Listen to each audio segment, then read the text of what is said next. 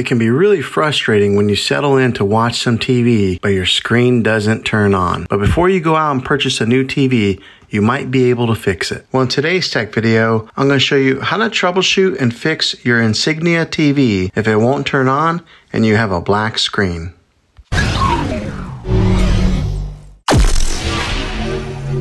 I'm going to show you a few easy methods that may fix your problem and get you back up and running again. Now, the first one is to change the batteries on your remote control. A fresh set of batteries might be all that you need to power your TV on. So go ahead and give this a try. The second method is to unplug your TV from the wall outlet for 60 seconds. Now, don't be impatient here. Wait the whole 60 seconds. This is very different from turning your TV on and off with a remote control. So make sure you do it this way. The next method would be to unplug your TV again and hold the power button on the TV for 30 seconds. I'm talking about the TV itself. This is what we call a hard reset of your TV, and it'll drain any power in your device. Then plug it back in and try turning it on again. If this worked, then great. If not, let's go ahead and move on to the next one. The next method would be to plug the TV into a different wall outlet. Not the one that you have it plugged in now, maybe into a different room even. You might have a particular wall outlet that went bad,